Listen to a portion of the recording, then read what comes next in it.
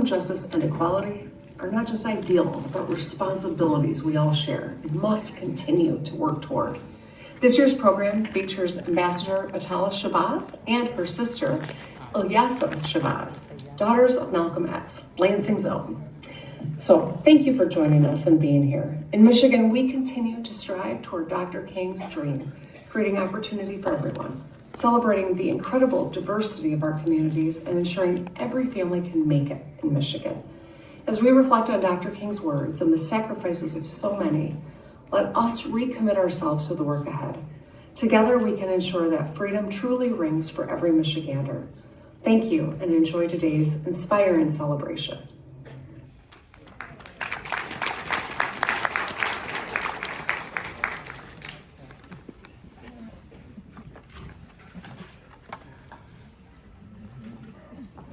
Good morning again, for those of you who were with us for the breakfast, and welcome to the General Motors Theater.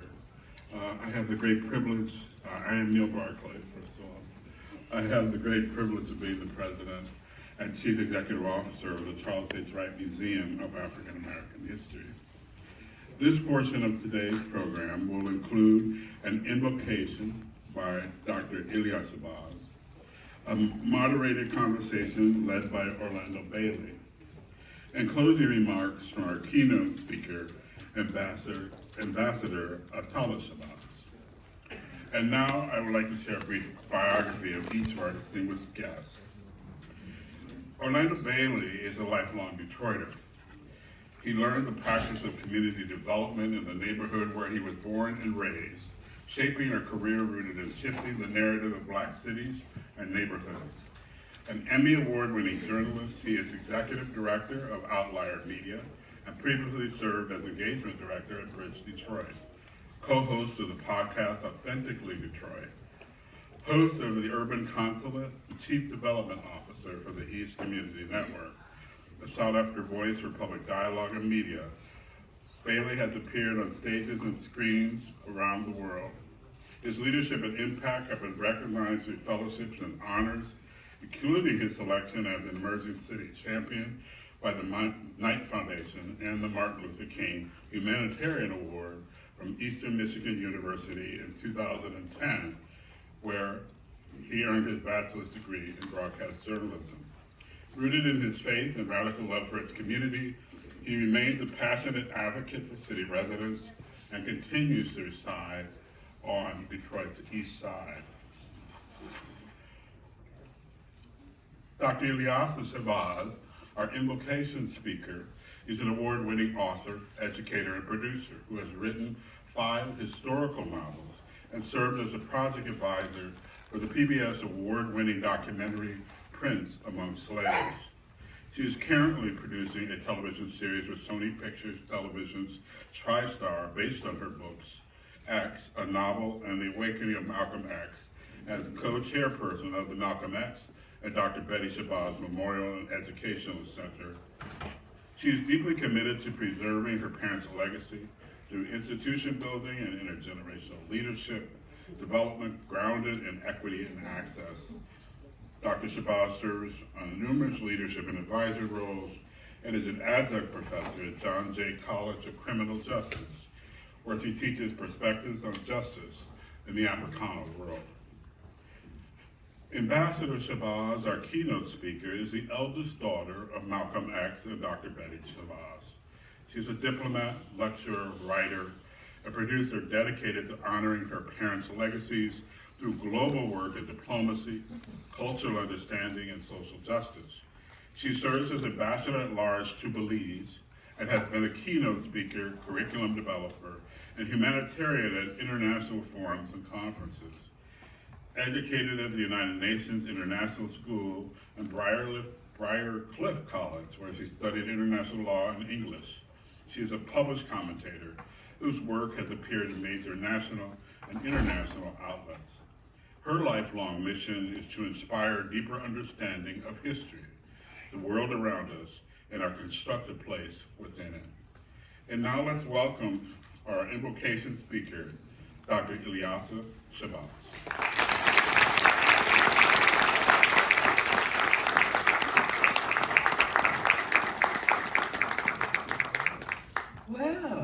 So this is what Detroit looks like early in the morning.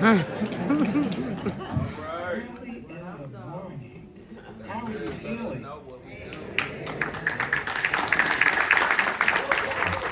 So good morning, Detroit. It is an honor for me to be here with you today as one of 6 daughters of Malcolm X and Dr. Betty Shabazz. I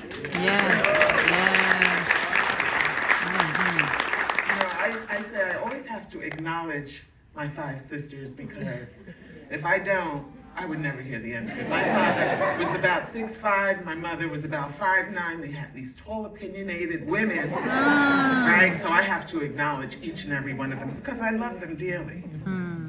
To the Charles H. Wright Museum of African American History, President and CEO Neil Barclay, Board of Trustees President George Hamilton, and to everyone who made this annual Dr. Martin Luther King Jr. breakfast possible, let's give them a round of applause. I would also like to thank Reverend Dr. Nicholas Hood III, Imam Tawheed Rashad, and Rabbi Ariana Silverman for the powerful interfaith invocation this morning, and of course, Brother Orlando Bailey, who will moderate a conversation with my big sister and me shortly.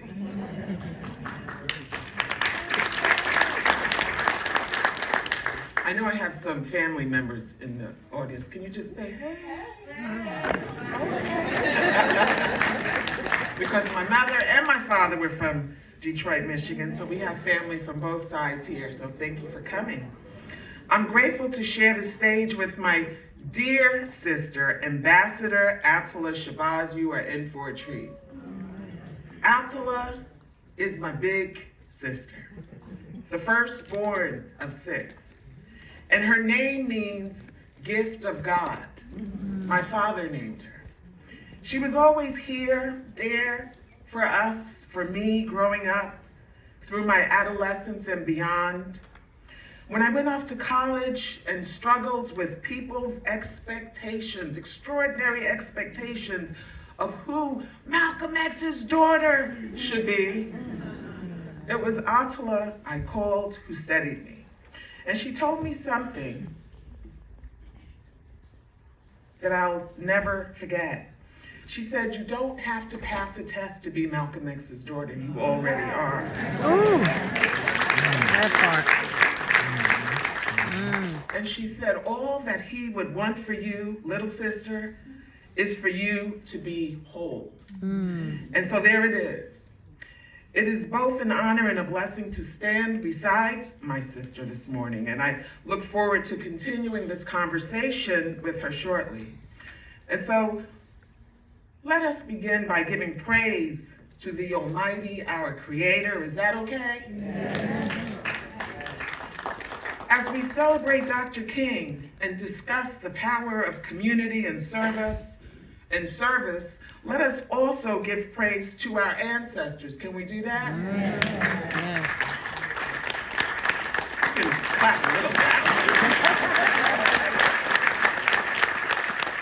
We've got a lot of them. The refined, industrious men and women who've not been properly honored in history, those whose stories have been omitted and improperly documented, those whose culture was led by a universal spirit and intellect, God and scholarship, the countless men and women who birthed humanity, who birthed thriving civilizations on the continent of Africa, amen? Amen. And those who migrated and established thriving civilizations throughout the earth, bringing culture, scholarship, and spirit. Can we give them praise too? And we must also give praise to those who endured physical and psychological traumas, those who endured the largest forced migration of a people in the history of mankind. And yet today we still stand, don't we? We still prosper. We are strong when needed. We are vigilant, and we are interconnected as a human family. Amen? On February 21st, 1965, my sisters and I witnessed the assassination of her husband, our young father, Malcolm X. He was 39 years old. My young, pregnant mother shielded her baby girls from gunfire, protecting us from the terror before our eyes. And yet, despite witnessing her husband's assassination, despite enduring the unimaginable, my mother chose not to live a life of despair or bitterness. Instead, she kept her husband's essence, his love, his values, his humanity at the center of the Shabazz family household. I grew up knowing my father's love. I knew his smile, his humor, his passion for jazz music, literature, and poetry. I knew that he was a wise man with impeccable integrity, led by his service to God, because my mother made sure we knew our father, not the icon, but the man. And this was the foundation upon which my values were formed. My father was also a devoted family man, and it was this state, this city, that holds a special place in our family story. My mother grew up here in Detroit, attending Bethel AME Church. And when my father decided he wanted to spend his life with her, he brought her from New York back home to Michigan, and he introduced Betty to his brother Wilfred, who was minister of Detroit's Temple #1. They were married in Lansing on January 14th, 1958, and it was in the state of Michigan where Malcolm X became a husband, where he began building the family that would become his greatest legacy. You see, my father burst onto the scene as a young man in his 20s. The climate in America was hostile to the humanity of Black and brown Americans who lived in constant terror without protection or hope in their own country. When young people were organizing, demonstrating, protesting for civil rights, my father came along and said, "We demand our human rights as your brother." He said, "We demand our human rights as ordained by God." Malcolm understood that there's no asking your brother for permission to be a human being. And so he introduced a human rights agenda to the civil rights movement. He demonstrated that our ability to care must look beyond the boundaries of America. And when he spoke of human rights, he spoke of a universal dignity that traces our collective humanity back to the cradle of civilization, the foundation of humanity. And so when I think of my father's legacy, I cannot separate it from Dr. King's legacy. Malcolm and Martin both embodied sacrifice and selflessness. And while the world often portrays them as opposites, these two men thought of each other as brothers. Throughout my career, people would often whisper to me that they were on the side of Malcolm. Or that they were on the side of Martin, and they didn't really understand the other side. But ladies and gentlemen, we've discovered, right, that we do not have to choose sides.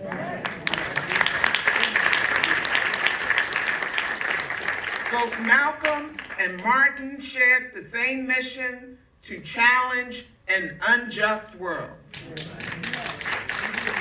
And so Dr. King and Malcolm X may have had their philosophical differences.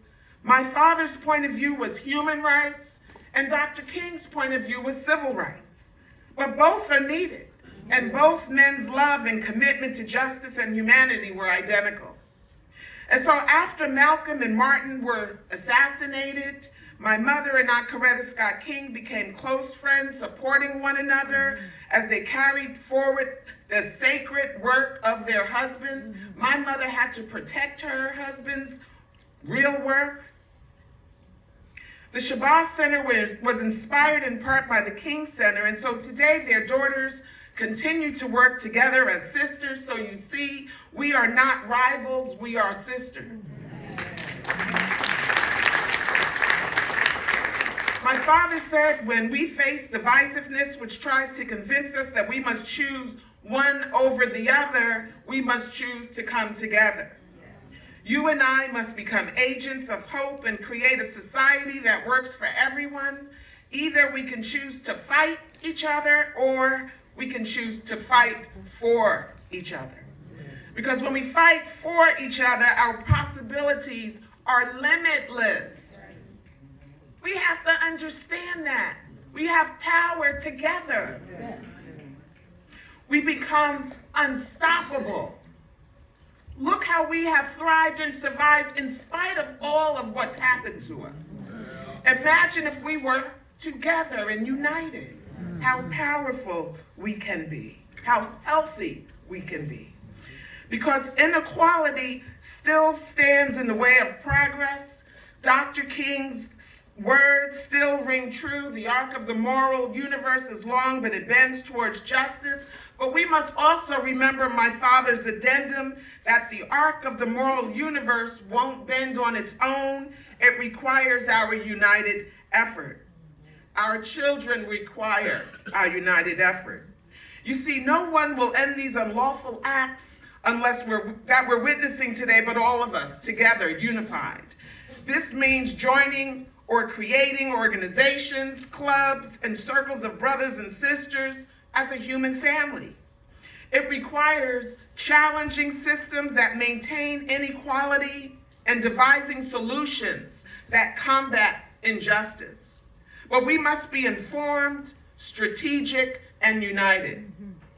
These past few years have made us aware of our collective wounds, but awareness alone is not enough. We must do the work of critiquing and dismantling the unjust, separate sets of rules under which our country operates.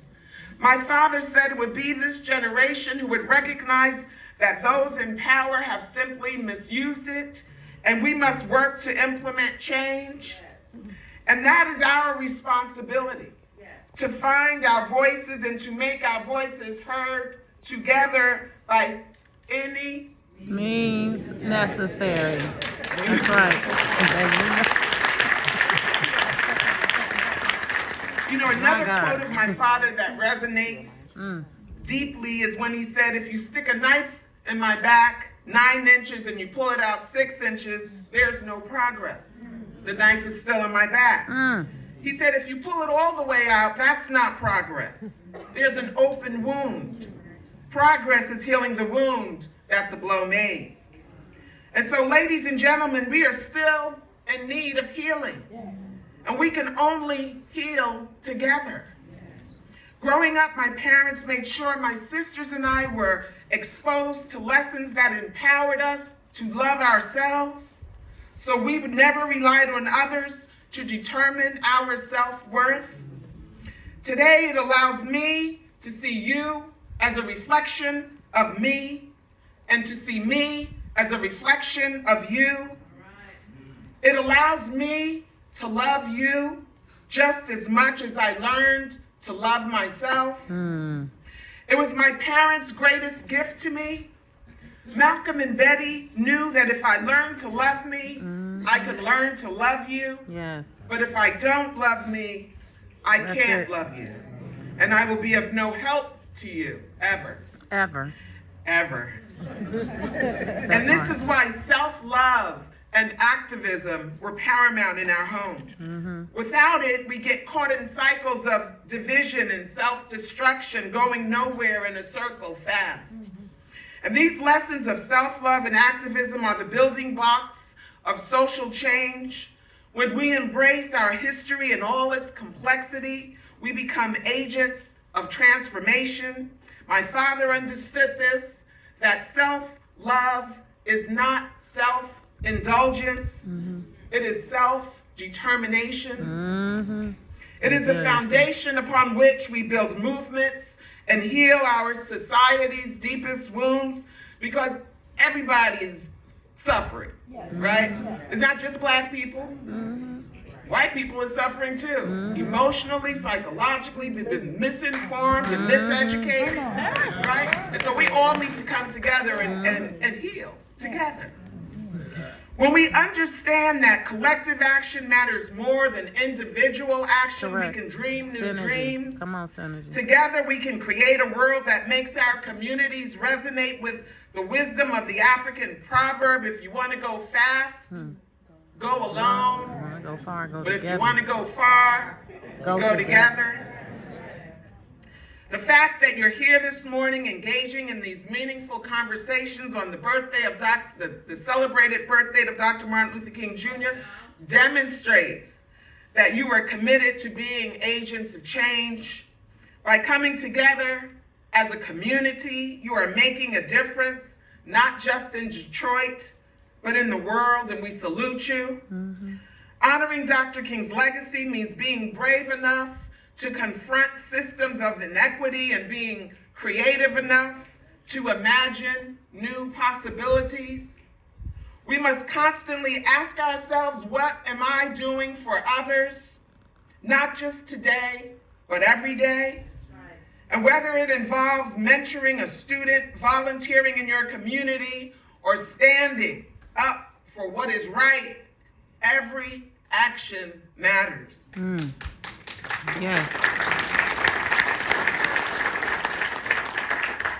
Every contribution brings us closer to the world that Dr. King and Malcolm X and so many of our foreparents envisioned. And when we choose community over chaos, we are empowered by the truth that each and every one of us is a beautiful creation, just as we are. This is Dr. King's dream. This is my father's vision. And this, Detroit, is our work for the next generation. Thank you. I love you, and may God continue to bless you.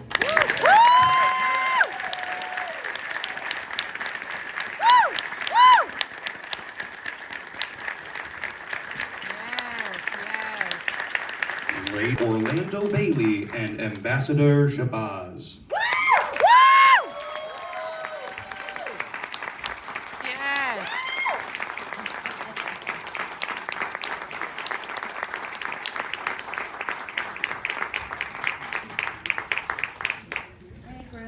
Good morning. Good morning. Good morning.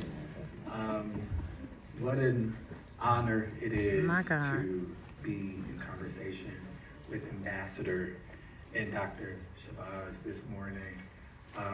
It is, I got to dote on the both of you for just a second. It is an honor and highlight of my professional career. I've interviewed many, many people, but I am particularly excited to be talking to the both of you on this day. It's an honor. Can we give them another hand?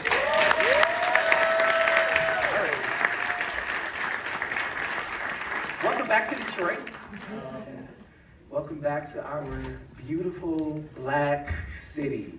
And I guess I want to start there. I want to start by grounding us in place, by grounding us in where we are, and also by asking you both to remember, right? And I think that remembering can be and is, especially for Black folks, a powerful refusal against the mainstream proclivity toward our erasure. And I want to ask you to remember back when you all were growing up, and even now, what the city of Detroit invokes in you. When you come to the city, when you come to the city, when you remember your time in the city growing up and what you learned about it, what does Detroit invoke in you? Well, I have memories I have with my mother, sharing a lot of stories, but also we had paintings and pictures of being little girls at our grandmother's house. But, you know, when I think of Detroit, I think of, you know, my book, because I was always writing and doing plays and so forth. And Betty Before X, you know, takes place, a large part of it takes place at Bethel AME Church, as well as Black Bottom. So, you know, I came back, I was like, I want to go see Black Bottom, I want to see Motown, I want to see all these places. And thank goodness Motown is still here, because everything else has been there. So, most of the memories that I have, my mother sort of raised us in a protected bubble for a very long time, because she saw her husband gunned down, and so the stories mostly came from my mother, from my big sister, and other family members. Ambassador. Let me make sure that's on for you. Test. It's on now. My first journeys. Good morning. Good morning. Is it still morning? Yes. It's only 10 a.m. My first journeys to Detroit were with my father first. Riding in a car, Oldsmobile 98, in a passenger seat, where we would have our journeys and where he would meet up with his eldest brother, my Uncle Wilfred, whose daughter is here, my sister cousin. Where they were very, very close. Uncle Wilfred was our patriarch of the family since my grandfather had been killed in their childhood, and my grandmother was still alive at that time. And so for me, spending time with my father and then going to my grandmother, my mother's house, and my grandmother, on my mother's side, was one of the presidents of the Housewives League. And my Uncle Wilfred used to talk about my grandmother and he being a teenager watching the women of the Housewives League march on our behalf, represent on our behalf. So long before the two families were united by matrimony, there was a significance on both lines of the works being done. My mother's the Booker T. Washington Tradesmen Association and the Housewives League, and my father's, of course, the Universal Negro Improvement Association, Marcus Garvey.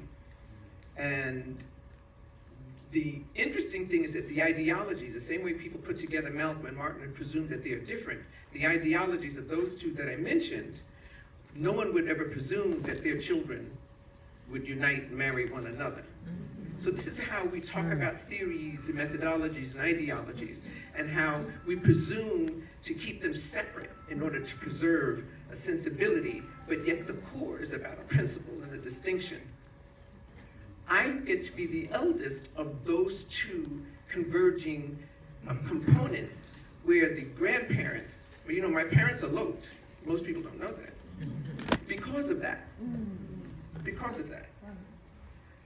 But I was the reason why my grandmother said, so am I gonna meet her or what?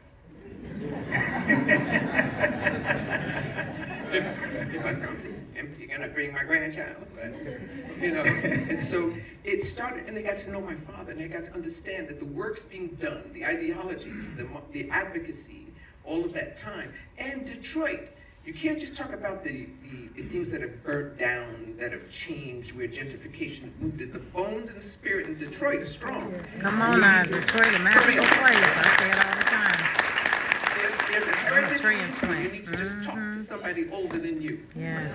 To find Very out what it magical is, place. and not just in theory, not just in the retelling of somebody just capturing it and writing it for sale, but understand that the walk through Canada to the state of Michigan and what united people here, what enabled us to thrive and sustain, what enables us to rebuild. It's not a gentrification, it's a regentrification, but you have to make sure that you're at the seat. You can't get upset because somebody else came in here and put down something. The opportunity is always here for you to take part.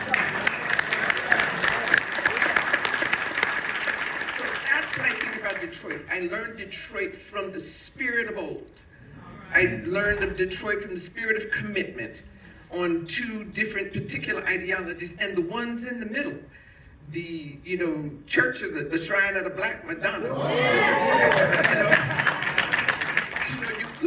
You didn't have a family member that wasn't in any one of them or the other.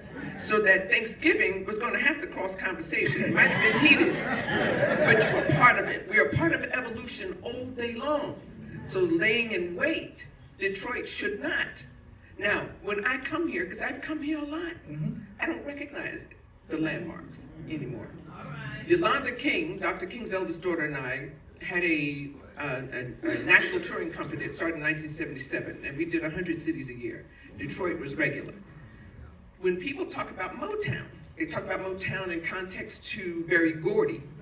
But if you know Mom and Pop Gordy, Mom and Pop Gordy, who were members of the Booker T. Washington Tradesmen Association, gave nest eggs and trusts to each of their respective children. So if I wasn't spending the night at my Uncle Wilfred's house, a couple of times our touring company stayed at Gordy Manor with Esther Edwards. Esther Gordy Edwards, my other aunt. So you have a thread here. My godfather, Alex Haley, used to say, for every grandparent who passes away, it's as if a tree or a library has burned down. So waste not, want not was the term when I was young. Don't let those stories and let somebody else tell them for you, because I'm a person who lives with the stories of my father, not told correctly. Because my father's not a myth. He was your father. My grandmother's not a myth, my they're not a myth. I actually am the child of somebody who walked through some of those things. It's not just hear tell.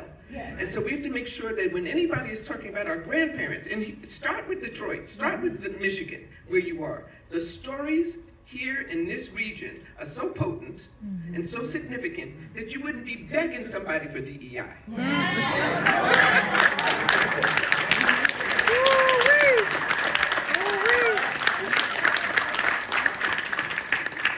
Ask somebody to approve you. Do you know you? In Detroit. In Detroit. So I just want to say, so now you can imagine what our household is like. Right? Because, I mean, it was really, she was a wealth of knowledge. I mean, not only was she informative, she was also very entertaining. And I know she doesn't usually show that side of her, but, just a remarkable big sister. I feel very blessed to have had my father, my mother, and my big sister. And your big sister. Thank you, Dr. Ambassador, and I want to build on some of what you're saying, because you talked about the various movements that your family were a part of. And I'm really interested to hear your perspective on how you see Detroit's role in shaping national freedom movements. You talked about the Shrine of the Black Madonna. You talked about, or Dr. Shabazz, you talked about Mosque Number 1 here in the city of Detroit. How do you see Detroit's role in defining and shaping our liberation movement? I don't even know where to begin with that, because I'm a person who entered it as part of my Gerber, as part of my initial food source. So I don't see it as an either or. It's a continuum of life. If there's a preservation to who you are, you continue and put one foot in front of the other. As my sister stated earlier, you can't do it alone. You can fortify alone, but you have to make sure that you put those pieces together and move together. So when one talks about movements, I myself am not part of any particular movement other than the motion forward. Right? And part of that is because I've seen the cover letter change too many times. Woo! Say it. Let's go. I'm not interested in the dallying of that, right? That's There's correct. an ego involved, and somebody who needs to be in front involved, and determination involved, and passing on a peace pipe to another person that wasn't awarded the peace pipe.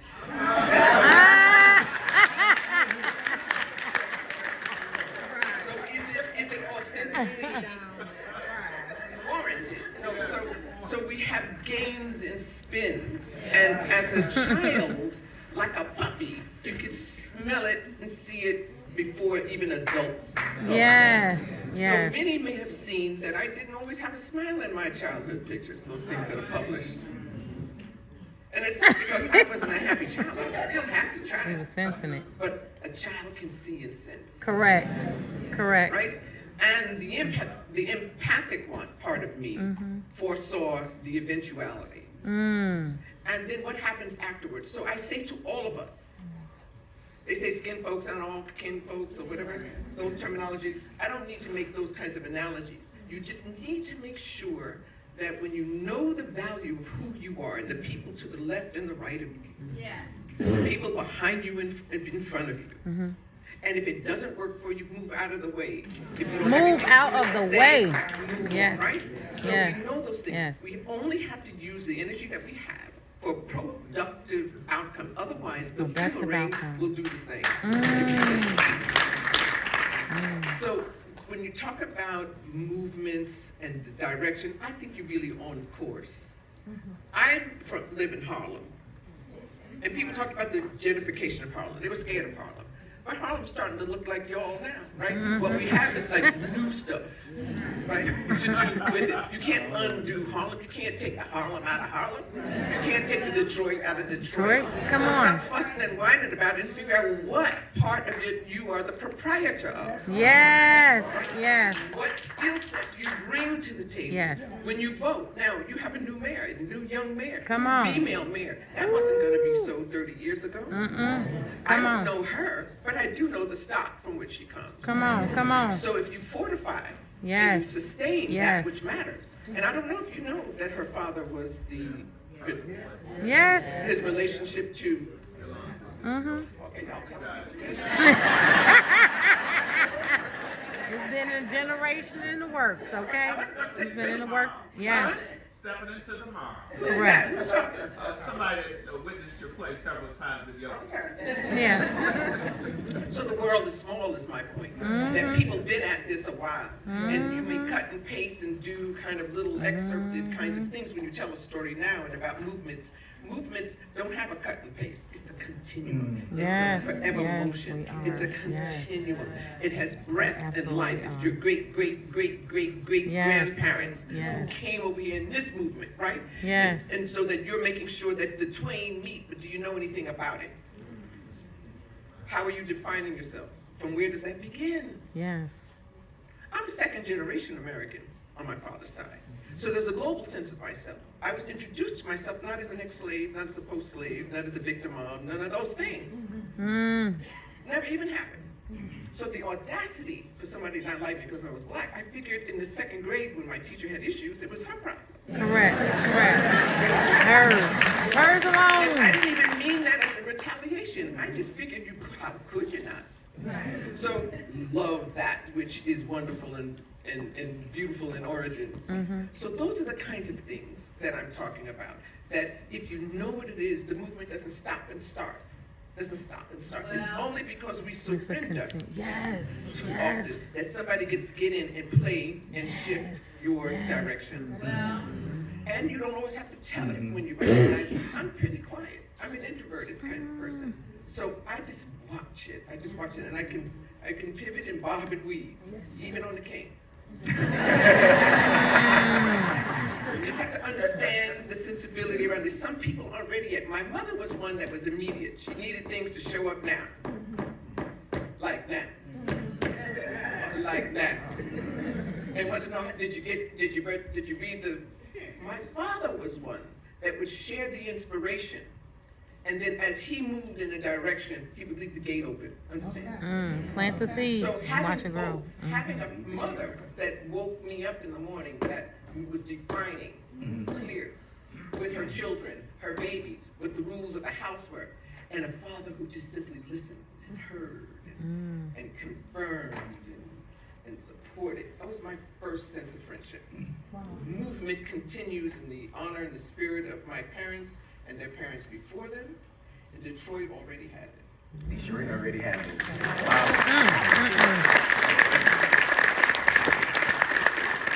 Dr. Shabazz, you talked a lot about narrative and controlling the narrative.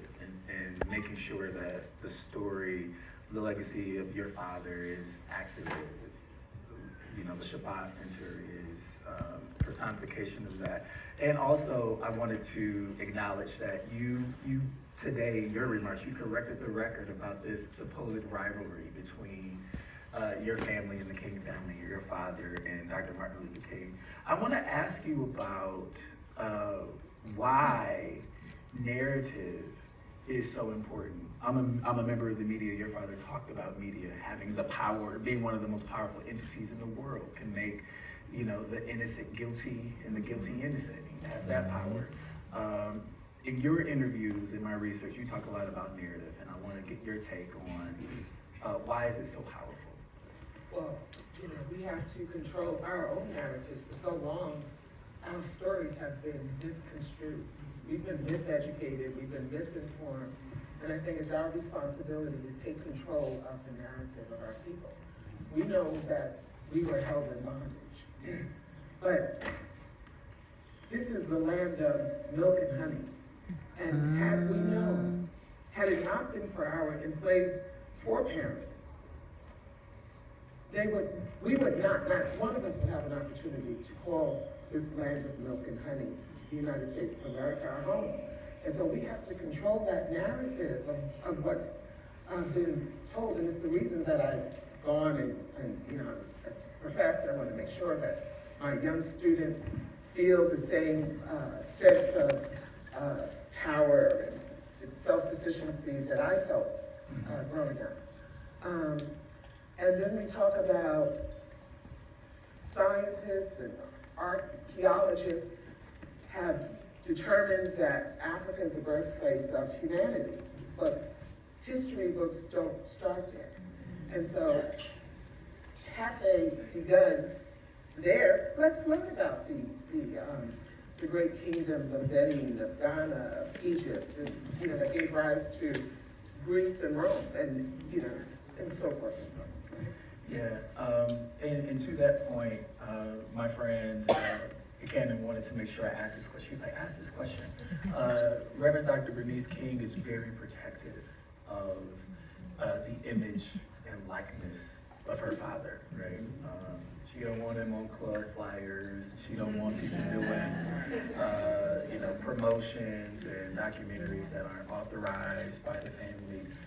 Talk about how you all navigate the terrains of protecting your father's legacy, his likeness, his image, his words. We just had a conversation, but I think she would be very excellent to answer that question.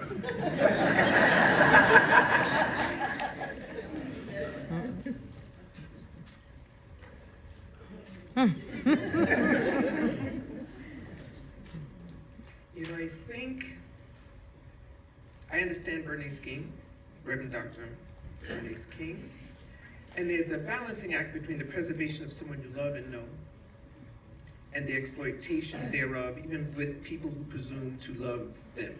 Am I clear? Yes. So I've had people say to me when I talk about what my father was like as a father, and what he was like as an uncle, and what he was like as a man that you would get to know intimately. People say, man, sister, you just blew it for me. I need Brother Malcolm to be, like strong and angry and pissed. I said, no, that's not Malcolm. Right? So there's a reaction to the 4 babies that were killed in Alabama and just a fury. But you don't just walk angry. You don't just live angry, actually live with love. Just like we as a family didn't have a fear of God, we had the love of God. Yes. So we weren't haunted by the notion of some big energy. We were talking about the love of that energy. And so there's a safety when you talk about those kinds of things from the emotion of love rather than fear. When it comes to the storytelling of my father, we as Black people, because it's not others, have an apprehension of recording the intellect when we talk about our foreparents. We have my father giddy up and then diddy bopping and overcoming the streets. if you're old enough, the streets weren't run by anybody 16, 17, or 18 back then. Run by cultural mobs. White collar, black collar, whatever it was, but no kid. And so they always have to start my father as if he was recovering from jail, but they don't talk about the fact that they came from a household where the mother spoke 4 languages and translated for the Garvey newspaper. They don't talk about the fact that he outread the library when he was incarcerated, or that earlier that he and his siblings were all the smartest ones in their respective schools and presidents of their clubs. We always omit that when we tell the story because it's not hip enough, because it's not solid enough, because we don't want to keep it that It's not real. salacious enough. Right? So we always make my father a weapon. Yeah. And you want to say, but not a weapon of knowledge, courage, charisma, love, family. And so for me, it is difficult when I see my mother or my father. I've seen stories that are not accurate.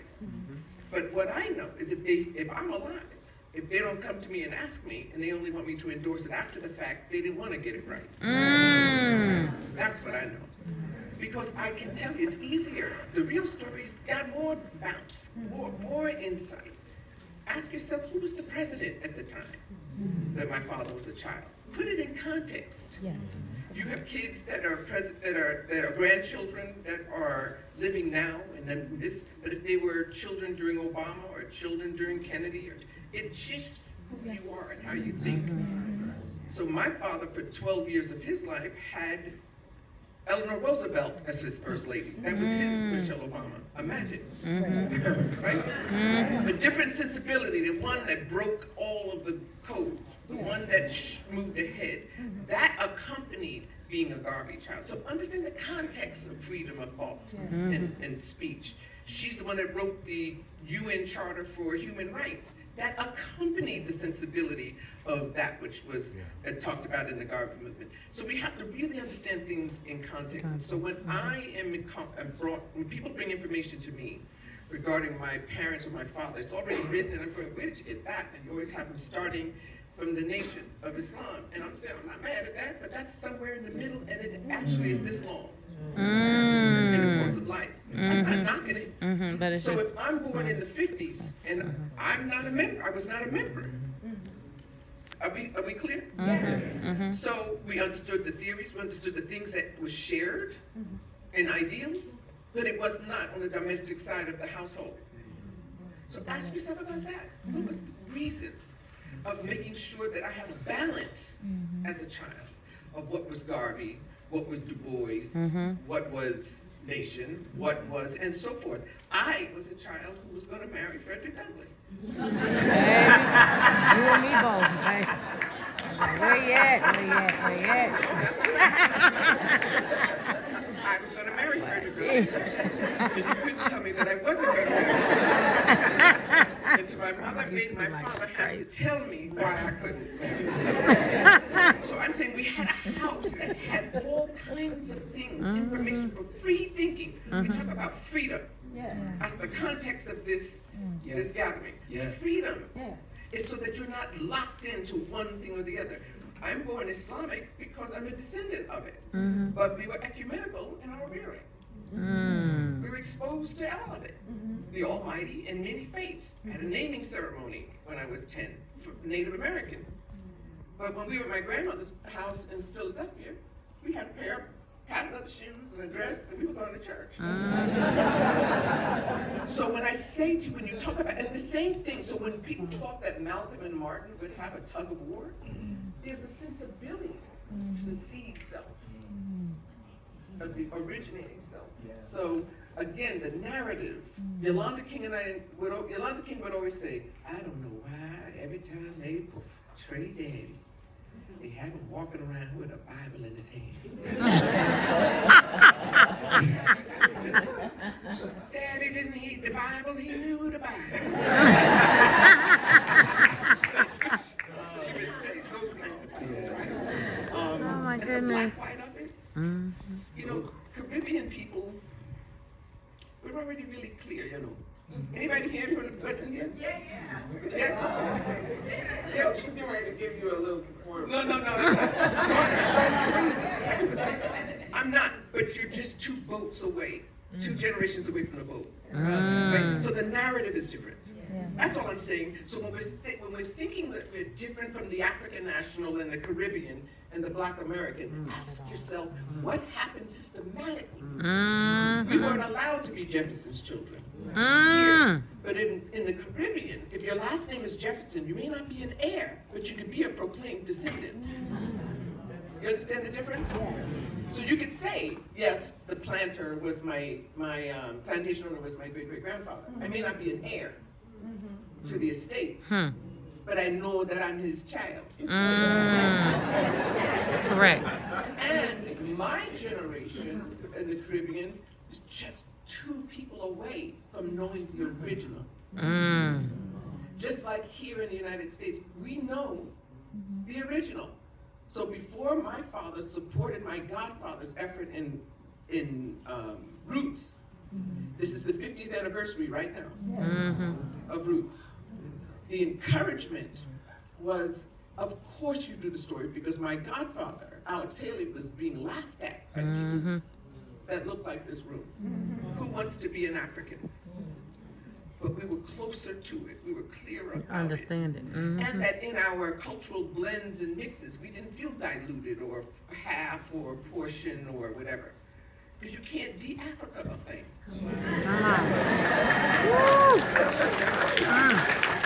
That's some mighty stuff. So when someone says you're not Black enough, that's somebody's game. Don't let them take that away from you. Yes, ma'am. You can't un-Africa. You can't de-Africa. You can't. You understand? It's a mighty thing. It shows up. It's going to show up. It sure does. Right? I want to ask this question. Listen, I had a ton of questions, but you don't interrupt the ambassador, okay? I learned to be quiet. I want to ask about, the current condition. And for those who believe in justice and freedom but feel discouraged by the current condition of the world, what lessons, Dr. Shabazz, can we draw from your father and Dr. King that you feel most urgent for folks to sit with in this moment?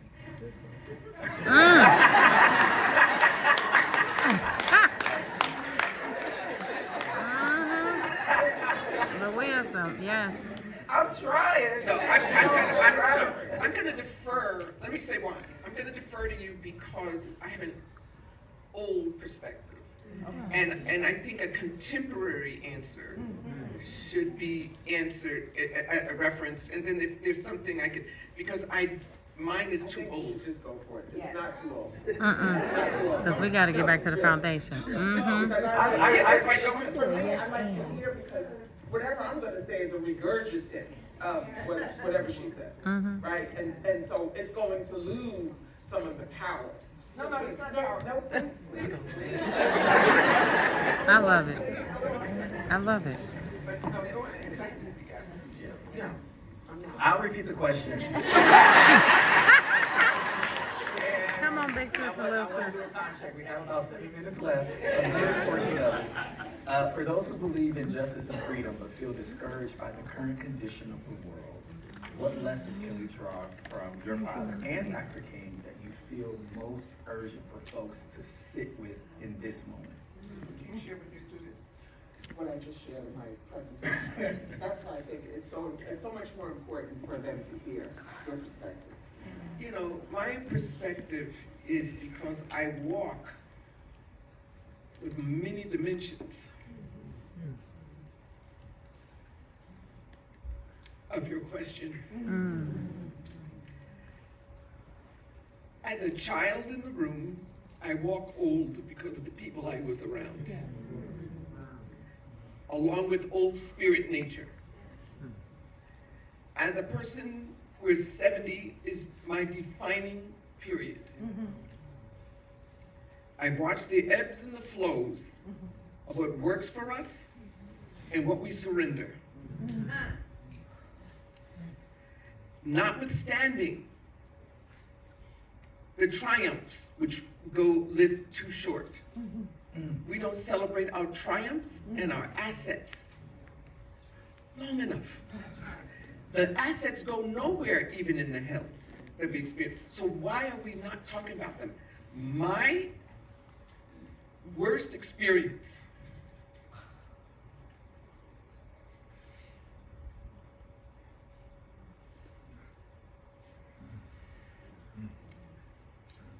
my mother didn't shield me on February 21st, 1965.